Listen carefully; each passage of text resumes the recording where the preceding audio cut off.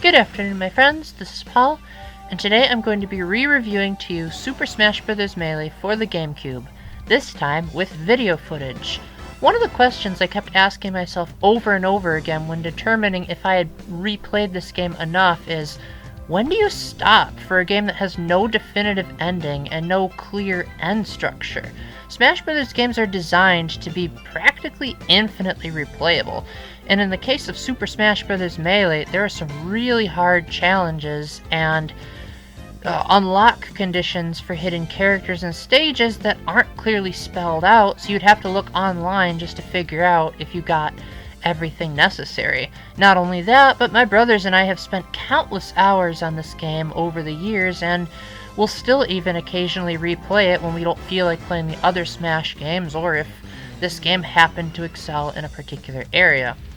However, I thought to myself, I think my memories, as well as the fact that I already reviewed this game just without video footage, should be enough. So I'm going to take a little bit of a different approach this time. In the previous review, I intended the review to be more of a retrospective on how the series had evolved, because at the time Ultimate wasn't really out, and I had already reviewed Smash for 3DS and Wii U, and really wanted to see what the gamers were missing if they jumped straight into that entry. This time, with the context of future Smash games in mind, and also just how accustomed I've gotten to Ultimate's control scheme, I wanted to look back at more of the fact that Melee has never been ported, and it's never had an official re-release. So, if you're going to spend hundreds of dollars and several searches to try to find a disc that's in good condition, is it worth tracking this game down when most of its sequels are vastly superior, from a casual perspective, that is? So first and foremost, one thing that cannot be denied about Melee is that this is undeniably one of the most impressive jumps from one hardware to the next in recent memory. In a span of only a 2-year difference, 13 months of development to be precise, the game went from an ugly polygonal mess in Super Smash Bros. 64 in 1999 to this, frankly, still quite beautiful GameCube game even 20 years later. The environments still look really nice, and unlike future Smash titles, Melee really went all out in being creative and outside the box in its designs. Sure, the temple has a magnificent design and is one of the most well-designed big stages in Smash history, if not one of the best stages ever, but would you be able to guess where it actually came from? You might be able to say, oh, well, this is clearly Zelda 2, but can you pinpoint which dungeon in Zelda 2 it's based on?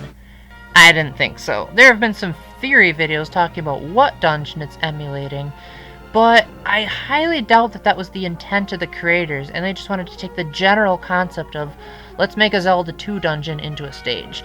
In the same way with the Donkey Kong stages, I don't think you could pinpoint which Donkey Kong level they're emulating. They just took, okay, Donkey Kong's in a jungle, and he likes to blast himself with barrels, so let's just make a jungle stage. And so it leads for the stage design to feel more originally inspired, as opposed to trying to go for the pixel-to-pixel, almost exact recreation of iconic locales of the previous games. I'm not saying the later approach is bad, I just appreciate how Melee's developers were forced to think a lot more creatively and think about design first, fan service later. And that seems to apply to just about every facet of this game's design, as a lot of these characters really didn't have established movesets in their games of origins, and since this wasn't developed by Bandai Namco, they didn't exactly have a way of taking something innocuous like the ghosts in Pac-Man and turning that into an integral part. Take the Ice Climbers, for example.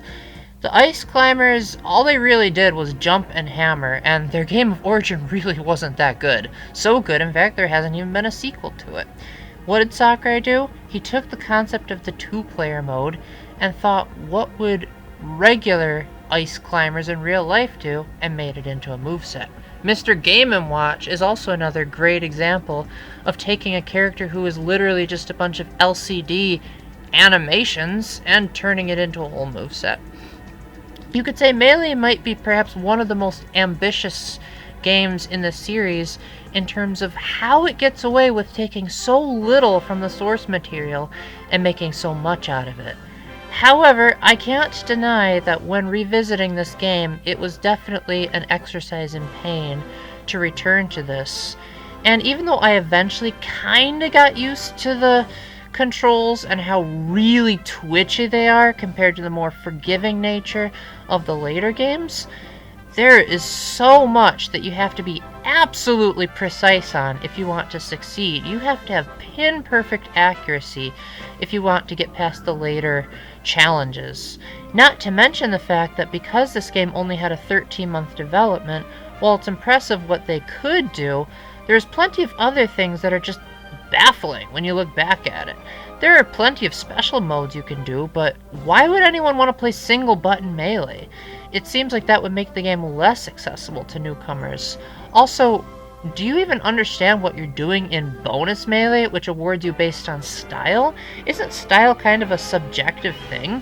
And aren't some characters just naturally more fun to watch? Like, would you rather watch Link backflipping and jumping around and swinging his sword as opposed to Mr. Game & Watch just kind of going eh, eh, eh, eh? There's not really clear parameters on what to do in that case. Also, let's take the event mode. These are really creative takes on trying to present a miniature story and turning it into a nice single-player outing with give or take about 51 different challenges based on throughout the Nintendoverse, and even providing some unique stages that you can't find anywhere else, such as fighting on top of a trophy of a Goomba. However, the problem with these stages is that they're really unbalanced. Some of the early ones are ridiculously easy, but then you get some challenges that are so hard that you practically have to be a tournament player just to do them. And overall, I wish there was some kind of difficulty level or a quick reset option, as you're usually booted straight back to the menu instead of just given a retry. Now, you can click retry, but you have to do that before you fail, and considering Melee's blisteringly fast speed, of which no other Smash game has even come close, sometimes the enemies can smash you off the stage before you can even fathom that you have lost the match. So that makes it a little bit unfortunate.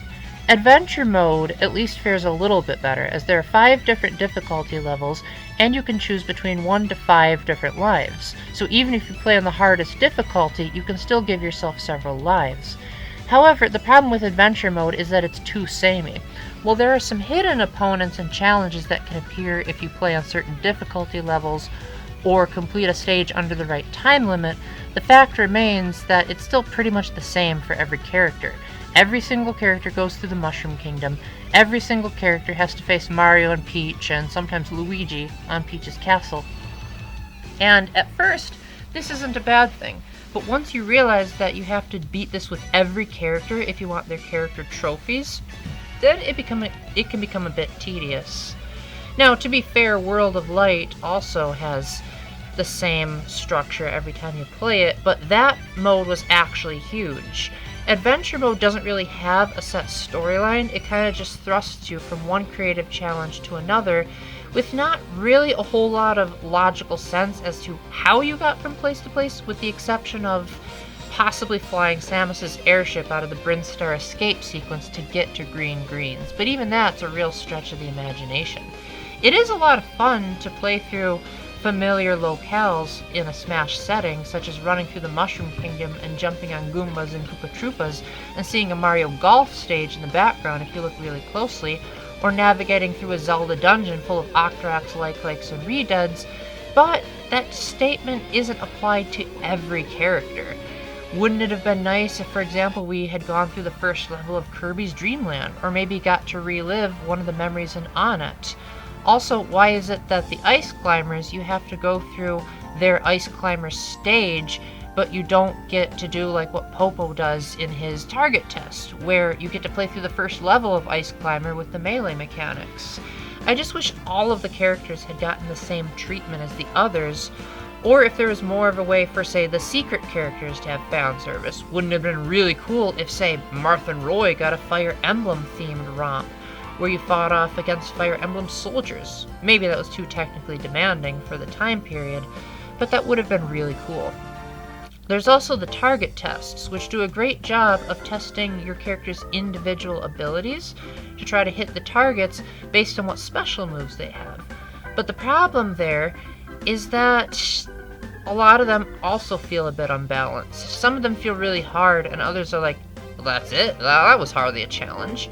You've also got some that are insanely genius, such as Popo's, like I just mentioned, where he goes to the first level of Ice Climber.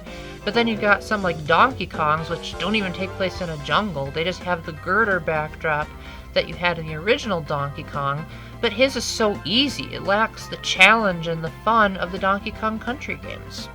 Now, one thing where I think Melee doesn't get enough credit is its music.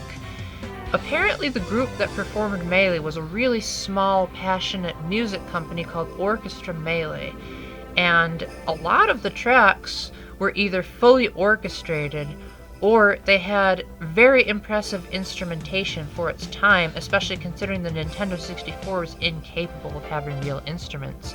In fact, some of these arrangements of popular Nintendo tunes still haven't been outdone, despite other games remixing them as well. The Fountain of Dreams stage has a remix of Gourmet Race from Kirby Superstar, and even in other Smash games, it just sounds too rockish as opposed to the orchestral majesty that makes it sound like you're fighting the final boss in a Star Wars movie. Overall, I think the developers put a lot of emphasis over Melee feeling triumphant and moving forward, as opposed to the songs trying to be so faithful to the original that they'll even just add MIDI because, oh, the original song was composed on a Super Nintendo, so this has got to be composed on a Super Nintendo. As opposed to just saying, you know what, let's make Gourmet Race grand and majestic with a full orchestra. And generally speaking, the tracks in this game that do have MIDI or electronic instruments make sense. It wouldn't make sense for an orchestra to be in an F-Zero game because that wouldn't be able to capture the intensity of an F-Zero Grand Prix. And so overall, I think Melee soundtrack may not be the best. I think I still prefer Ultimate because it has, Banjo and Kazooie tracks, it has the final battle theme in World of Light, and it even has Lifelight, the amazing theme. But I think Melee has the most consistent quality overall, as it seems like just about every single one of the remixes handle it the way that they really should, at least in my personal opinion. Music is subjective, but I personally would always prefer orchestration and live instruments over MIDI about 99% of the time, and generally speaking, Melee fulfills that need. There's a few bad songs here and there, such as Mach Rider, but generally speaking, it's about 99% of a satisfactory soundtrack. So, overall, I have extremely mixed feelings about Melee. On one hand, I can't really blame the developers for it not being as good as its sequels, because obviously they couldn't look into the future. And with such a strict time limit, I'm amazed that they got so much right with this game. But on the other hand, if you're going to be searching for Melee and say, you know what, Paul, I want to re-experience this game that so many people are saying is a masterpiece, that's also going to be highly dependent on what type of Smash player you are. Obviously, the competitive community is going to want to eat up Melee in a heartbeat. They're going to say, well, this is the most well-defined, precise game that allows for true skill. But on the other hand, people like me who want the more chaotic, creative approach are going to find that there's definitely some creativity here, but the roster is still only Nintendo characters, so it doesn't have the insane levels of fan service, the polished controls, the really cool storyline, and all the other bells and whistles of the other Smash game. And not only that, but if you're looking for what Melee has to offer that the other Smash games don't, oh, but Paul, what if it has exclusive stages or music? Well, first of all, Super Smash Bros. Ultimate has just about every song from Melee in its soundtrack. Second of all, it has just about every stage from Melee in its soundtrack, and the ones that it didn't include, honestly, either weren't that great or they had divided opinions, or they would have to be remade a lot to account for modern changes, such as Poke Floats, which was entirely based on the handheld Pokemon games on the Game Boy and Game Boy Color, so it would appear extremely outdated, and it probably wouldn't work with the stage morph features. There's also the fact that Marth and Roy speak in Japanese only, there's no Fire Emblem stage, And just overall, it seems like there's options in other Smash games that work better. Really, the only reason I can see you wanting to get Melee over the other games is if you really are insistent that the mechanics have to be perfectly tuned to the competitive audience as opposed to the more casual friendly approaches to the earlier and later Smash games.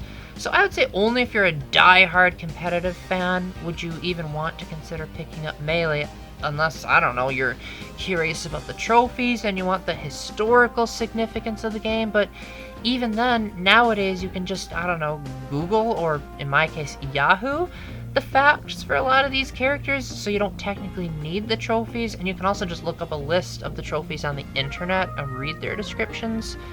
Now, I'm not saying Melee is bad. It just seems pointless in light of its vastly superior sequels. So with that, it has its bright spots, but really only mechanically is it really going to have an appeal in the age of the internet. So with that, thank you very much for watching, or if you watched my original review, for the two of you that returned, thanks for rewatching. Is there anything I missed out? Do you think I was too harsh? Do you think I wasn't harsh enough on Melee's shortcomings?